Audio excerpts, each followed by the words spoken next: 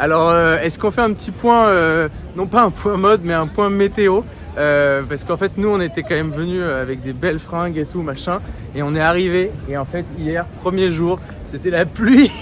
Mais les torrents, quoi. On n'est pas en festival, il faut souvent. Et toi, Alexandre, c'est ton 14e festival, 19e festival. C'est toujours comme ça, en début de festival, on se tape un peu de pluie. C'est toujours un peu mou, il fait toujours un peu de pluie. En fait, ça se réveille vraiment fin de première semaine. Donc c'est tout à fait normal si là ça démarre un peu mollement, mais il faut s'accrocher et après ça va. Donc on a un kickstart à partir du vendredi ou du samedi, ouais, quoi. Un peu avant, mais c'est normal. Là c'est tout à fait normal en fait. D'accord, c'est un petit peu juste l'entrée en matière. C'est la soirée du film. Alors Furiosa, parce qu'aujourd'hui en fait c'est la sortie du film Furiosa en avant-première. Le Festival de Cannes, on l'oublie souvent, mais c'est avant tout une compétition. Et c'est une compétition de films qui se joue à l'intérieur. Donc tu vois, on a ce qu'on appelle le marché du film, là où tout le business se fait entre la production, la distribution, etc. Et on a la montée des marches dans le palais avec le red carpet. Donc il y a une compétition qui est pendant 12 jours où on va élire, entre autres, la Palme d'Or. Le marché du film, c'est finalement juste un salon. Et puis après, c'est des passionnés qui veulent aller voir des films, c'est des fêtards qui veulent faire des soirées. C'est un festival cinéma plus fashion ou juste film? Film. Juste film, hein?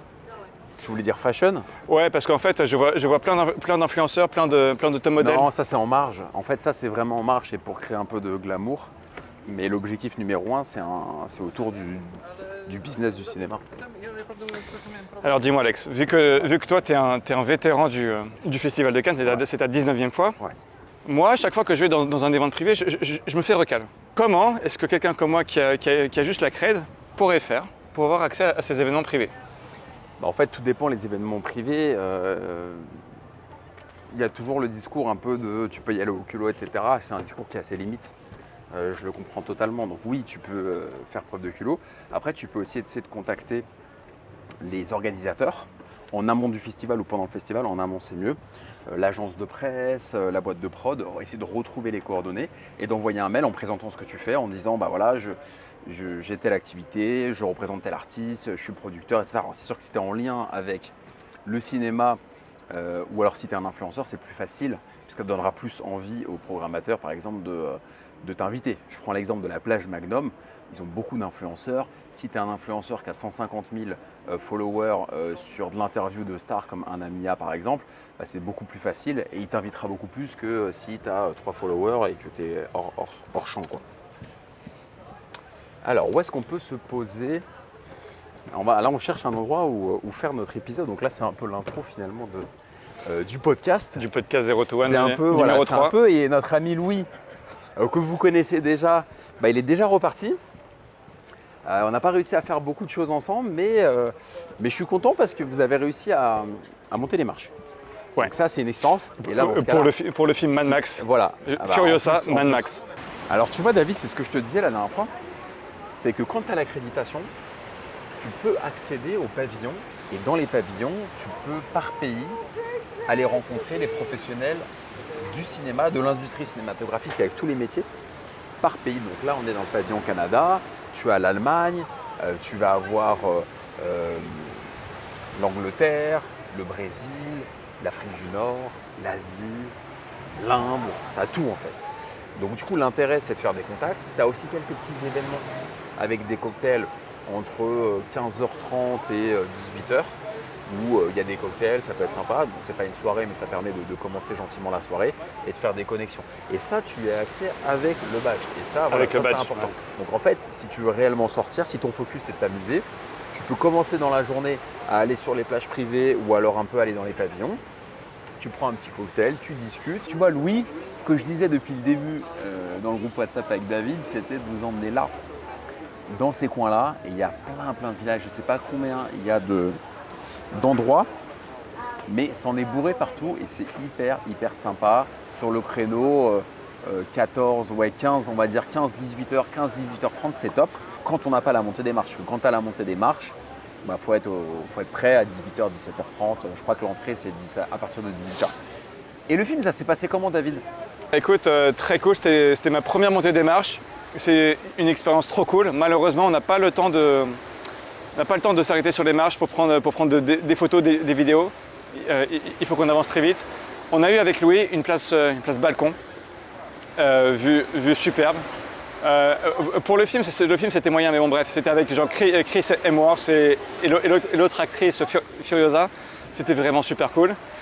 Et après, on a fini dans une after party avec Mazarine, notre copine, plus Chris Hemsworth et. Sérieux? Non, c'est une blague. Non, c'est pas une blague. Ok. Et c'était cool. Non mais c'était vraiment très cool. En fait voilà. C'est comme tu avais dit, si on a eu cette place, c'est par chance. C'est grâce à moi aussi, parce qu'à un moment on devait aller dans les pavillons et je vous ai dit tiens on fait un tour sur la page d'Espresso et comme par hasard tu recroises quelqu'un que tu connais pas. Voilà, exactement, donc on est tombé sur ma pote Mazarine qui est une concierge sur Cannes. Je précise, le plan c'est qu'initialement on était censé présenter on était censé filmer notre podcast numéro 3. Et on a finalement pivoté, tu me parlais du pivot précédent, et on a finalement pivoté sur le film. Vraiment, c'est une expérience de fou. C'est quoi la différence entre la vision que tu avais du Festival de Cannes et du coup le Festival de Cannes, sachant que tu es accrédité voilà, quelle est la différence entre ce que tu pensais et ce que tu vois? Est-ce que c'est moins bien, mieux? Est-ce que c'est compliqué? Qu'est-ce que tu retiens aussi pour les prochaines années d'amélioration? Enfin, là, c'était une découverte. Et c'est quoi ta vision? Ma première impression, c'est que ce pass, ça ne sert à rien, mais c'est complètement faux.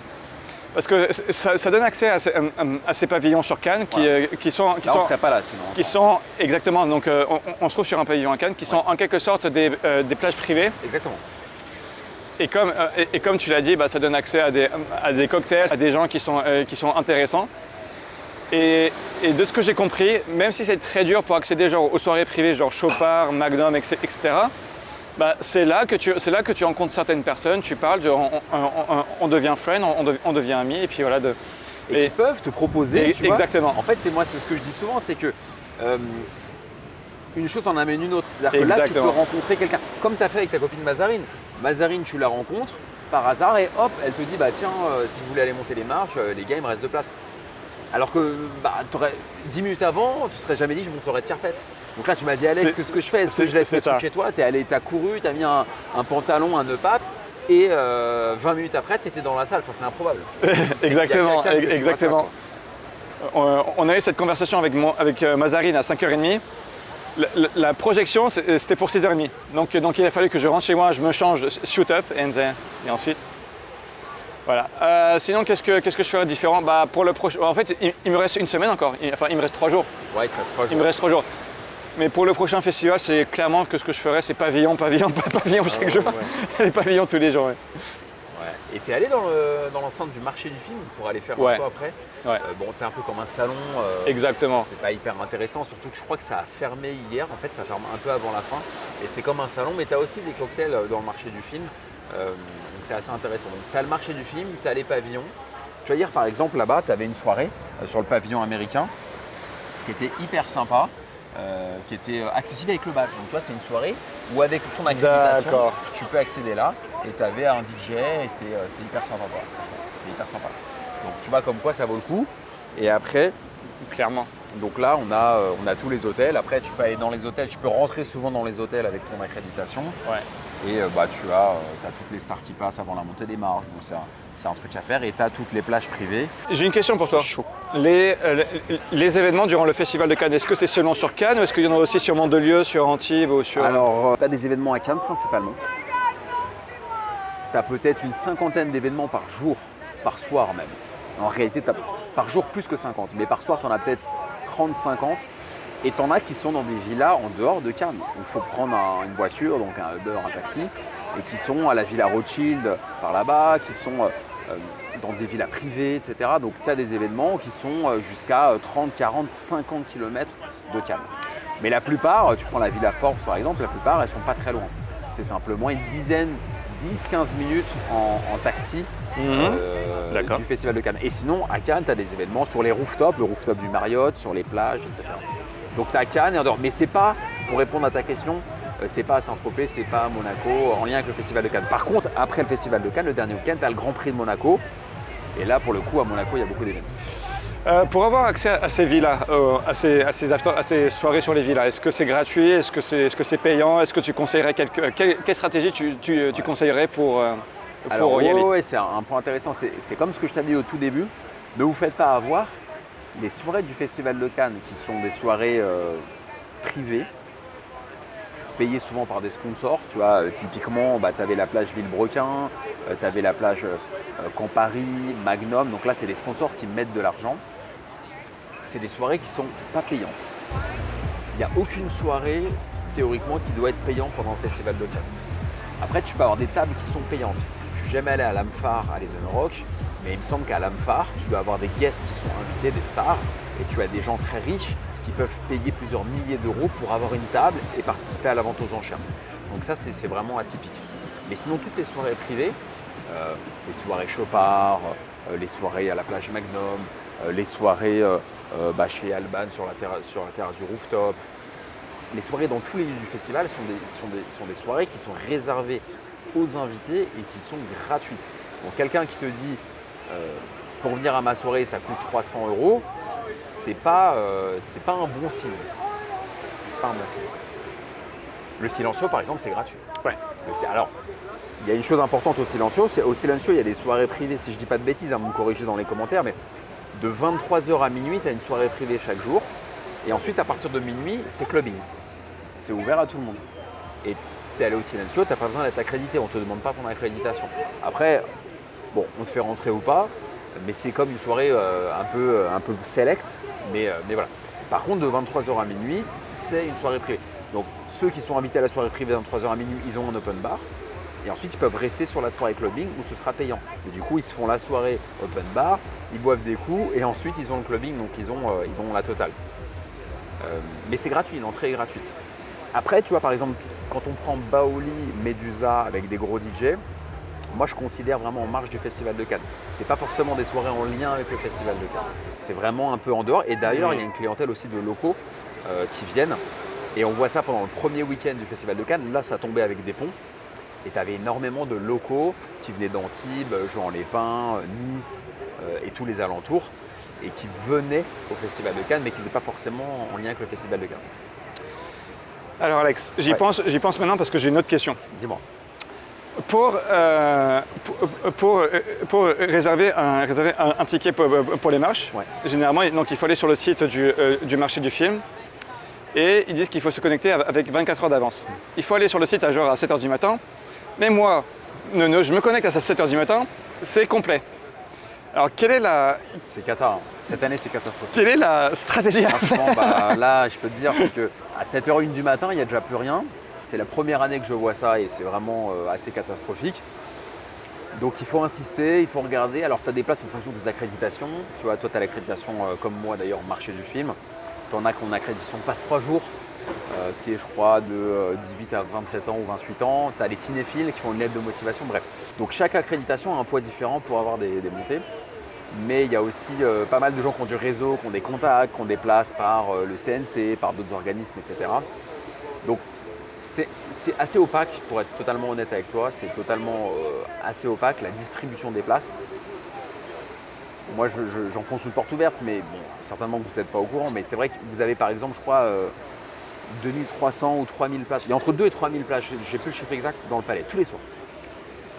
La mairie, effectivement, va avoir un quota de places, les sponsors, les équipes de film, le jury, les sponsors, comme je disais, qui mettent beaucoup d'argent, donc forcément qui ont des places pour leur VIP ou pour leurs équipes, leur CEO, etc., leur top management. Et puis après, il y a le réseau, il y a le CNC, il y a tous les organismes, etc. Et en réalité, toi, quand tu es avec ton accréditation, en fait, c'est une part restante en fait. Donc c'est pour ça qu'il n'y a plus de place. C'est que peut-être que quand tu te connectes à 7h01, toi tu as l'impression qu'en fait il y a 100% des places, mais en fait il reste peut-être très que peu. 30% ou 20%, voire moins. Donc c'est pour ça qu'en fait tu n'arrives pas à avoir de place, c'est que tu passes à la fin de tout. Des places officielles, des partenaires, des sponsors, etc. Et toi c'est le restant. Et c'est pour ça qu'on ne trouve pas de place. Mais il faut insister et puis parfois tu vas avoir un copain qui te dit tiens, je te file ma place et ça te permet d'avoir une place en last minute. Mais cette année c'est très compliqué. Quelles sont les connexions les plus intéressantes que tu as faites durant ce Festival de Cannes? Cette année, pendant le Festival de Cannes, j'ai fait des connexions sur la plage Ondine-Villebrequin. Il y avait Tech Cannes qui s'est déplacé, donc c'est en lien avec la tech, les startups et le Festival de Cannes. Donc moi, ça me concerne assez. J'ai rencontré des producteurs du monde entier, et j'ai revu aussi des gens. Parce qu'en fait, si tu veux, c'est un peu comme un rendez-vous. C'est comme un festival électro où les gens sont passionnés d'électro et se retrouvent d'année en année, quoi. Donc c'est un rendez-vous annuel. Et moi, ça fait depuis 2005 que je viens. Donc finalement, je retrouve les mêmes personnes. Il y a des gens parfois qui disparaissent, des gens qui reviennent. Et c'est toujours sympa. Donc cette année, oui, j'ai rencontré des journalistes intéressants. J'ai rencontré des producteurs. J'ai rencontré des acteurs, des scénaristes. Donc je suis beaucoup plus impliqué dans le cinéma cette année puisqu'on a cofondé une société de production à Cinévé. Et voilà, écoute, c'est un bon festival qui est bien, comme chaque festival, toujours différent. Il ne faut pas être nostalgique. Chaque période, tu vois, est un peu différente. On dit souvent que c'était mieux avant. Oui, c'est sûr que de 2005 à 2010, le festival, tu aurais adoré, David, qui est derrière la caméra. C'était les grosses fêtes. Il y avait le Leaky Beach en plein air. Ça partait dans tous les sens. Il y avait une exubérance, il y avait une magie. Aujourd'hui, ça s'est recentré un peu sur le business, sauf le week-end où tu as des locaux qui viennent. Mais franchement, ça vaut le coup de vivre. Donc, moi, je vous conseille vraiment de venir si vous voulez faire des connexions, si vous aimez le cinéma, si vous avez envie de pousser des portes, de vous faire violence aussi. Parce que tu sais, moi, la première fois où je venais, j'étais super timide, je n'osais pas du tout faire des contacts. Aujourd'hui, je suis encore un peu timide sur certains trucs. Encore hier, je regrettais de ne pas avoir accosté quelqu'un que j'avais vu et avec qui je voulais faire une connexion. Et je l'ai regretté. Je me suis dit, j'aurais dû aller voir cette personne pour faire connaissance parce que c'est quelqu'un que j'aime beaucoup. Donc, je pense que c'est un bon exercice. C'est comme quand quelqu'un veut faire du théâtre, et là c'est la même chose. Donc ça permet vraiment de tester son culot et c'est toujours hyper utile de faire ça. Donc ça, c'est pour ça que je recommande à toi David, à Louis, à Nico, à tous les gens qu'on connaît ou à tous les gens qui regardent cette vidéo ou qui écoutent le podcast. Vraiment, tentez le truc, ça vaut le coup, c'est une expérience. Il faut prendre un billet de train ou d'avion, il faut réserver une location. Alors c'est pas forcément très bon marché pendant le Festival de Cannes. Mais voilà, c'est une expérience à vivre, on s'éclate et à tenter quoi. Hi. What are you doing? Yes, we do some podcast for internet. Podcast? Yes. We are from Paris. Okay. I am from Cannes, but He's from Cannes. And we create a podcast. Okay. Yes. And you?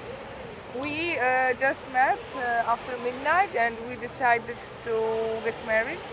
Yeah, really? Yes, and we are shooting. awesome. Well done. And we are. Look, I will show you something you can use with other people now. No, the handshake.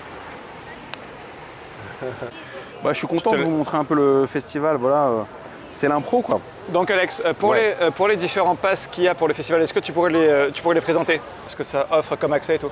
Ouais, bien sûr. Donc là, c'est le pass marché du film. Copiez le QR code, les amis, allez-y. Non, je rigole. C'est le pass marché du film production avec la boîte de prod que j'ai cofondée. Donc ça donne accès à tout le marché du film, aussi aux montées des marches, quand tu peux avoir un ticket, hein, bien entendu, c'est ce qu'on s'est dit. Après, tu as le pass comédien ou réalisateur, donc c'est les badges pro aussi. Et dans les badges non professionnels, tu as les cinéphiles. Cinéphile, c'est un badge qui existe depuis déjà au moins 20 ans, voire plus, je pense, et qui est pour les passionnés de cinéma. Typiquement, le cinéphile, c'est t'es étudiant en école de théâtre, de cinéma, t'es au cours Florent, t'es à l'écart, à l'ESRA, etc. Tu peux avoir le badge cinéphile. Et tu as le pass 3 jours qui existe depuis 2018, parce qu'on avait fait une vidéo sur Inside Cannes sur la première édition du pass 3 jours, c'était en 2018. Et c'est un pass pour les jeunes. Ça dure que 3 jours. Donc, moi, 3 jours, je ne recommande pas, c'est beaucoup trop court. Vous allez courir, ça va être le feu. Après, c'est bien pour un premier coup de projecteur, etc. Mais c'est très très short. Vous allez le faire une fois 3 jours et la fois d'après, vous allez rester au moins une semaine, 10 jours, voire les 12 jours. Donc après, est-ce qu'il y a d'autres? Non, pour moi, c'est ça. C'est le marché du film avec les différentes catégories et les non professionnels qui sont 3 jours et cinéphiles. À ma connaissance, il n'y a pas d'autres grandes familles de passes. Tu as le badge presse aussi, bien sûr pour la presse, qui est un badge spécifique qui te donne accès au palais, à l'espace presse. Donc là, quelqu'un qui regarde cette vidéo, qu'est-ce que tu lui dirais quoi? J'habite à Cannes, ça fait maintenant presque 3 ans et c'est mon premier vrai festival de Cannes. Et j'en ai pas vraiment profité parce que je connaissais pas trop les plans, pas trop les pavillons et tout. Mais de ce que j'en ai eu, j'ai eu une projection pour le film que je voulais. Ah, c'est beau ça. Et j'ai fait Silencio, j'ai fait Annexe et tout. Louis, il allait avec des copains à la boîte Baoli. C'était pas ambiance Festival de Cannes, mais bon, c'était quand même sympa, bien fréquenté. Honnêtement, Cannes, c'est une ville de 70 000 habitants, durant l'année plutôt calme. Et durant le Festival de Cannes, il y a en plus, enfin tu me confirmeras, tu me fact-check si c'est pas vrai, il y a en plus 100 000 personnes. Donc il y a vraiment plein de monde. Il y a tellement de monde que pour avoir de la 5G sur le téléphone, c'est vraiment très lent. Tu vois, C'est que t'es chez SFR, hein. Je suis aussi chez SFR, c'est la cata. hein. SFR. Mais sinon, si vous êtes un homme dans le business, et que vous voulez networker et que vous êtes, ou que même vous êtes célibataire, Une femme aussi. ou que même vous êtes une femme, et que vous êtes célibataire, il y a tellement de bombes atomiques au mètre carré, c'est ahurissant. Et puis aussi voilà, pour les soirées au Silencio. Donc le Silencio, c'est une boîte de nuit à Cannes. Enfin, c'est une boîte de nuit qui est à Paris, qui s'importe à Cannes pendant 2 semaines pour le festival. Et je suis allé une fois et pour l'atmosphère, c'était vraiment très cool. Musique incroyable, des gens, hommes et femmes, physiquement très beaux. Je parle beaucoup sur le physique. Et sinon pour le networking, vu qu'il y a beaucoup de gens qui sont, que je dirais fortunés pour le network, pour le business, c'est toujours bon. Alors Alex, ta conclusion sur ce festival de Cannes? Écoute, ma conclusion, c'est que déjà, je suis très content que tu sois avec moi, de vous avoir un peu donné la mini-impulsion à Louis et toi pour aller se dépatouiller pour choper une accrède. Et tu vois, je suis content, même si on n'a pas, j'aurais aimé qu'on fasse plus d'événements ensemble, etc. C'est peut-être le petit regret que j'ai. Bah attends, c'est pas encore fini. Mais c'est pas fini. Et en tout cas, moi, je suis content. Je me réjouis que vous ayez au moins kiffé, tu vois, un petit peu. Dis-toi que bien organisé, ce que tu as fait au Silencio, la montée des marches, tu peux le faire 12 fois. 12 jours, c'est 12 jours.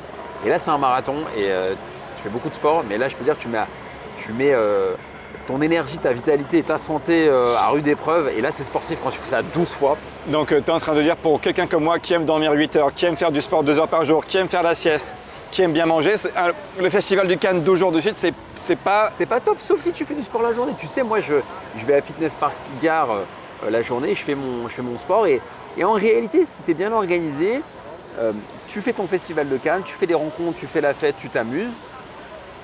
Le matin ou vers midi, tu vas faire tes 2 heures de sport ou ton heure de sport. Et ensuite, tu vas sur les plages, tu vas dans les pavillons, etc. Il faut incorporer du sport, il ne faut pas manger que des McDo, des pizzas ou des burgers. Mais voilà, c'est un super truc. En tout cas, moi, je suis toujours content de venir à Cannes, c'est toujours un plaisir. Quand il y a des copains qui sont dans l'aventure, moi, ça me fait grave plaisir. Et c'est vrai que plus on est fou, plus on rit, quoi. Tu vois, je trouve que d'inclure des gens dans le délire, bah, c'est super gratifiant. Moi, ça me fait encore plus kiffer. Et voilà, n'hésitez pas à rejoindre l'aventure, à vous abonner au podcast, à suivre, à nous faire vos retours. Et voilà, on s'éclate vraiment bien et c'est accessible. Il faut le vivre de l'intérieur, les gars, de l'intérieur.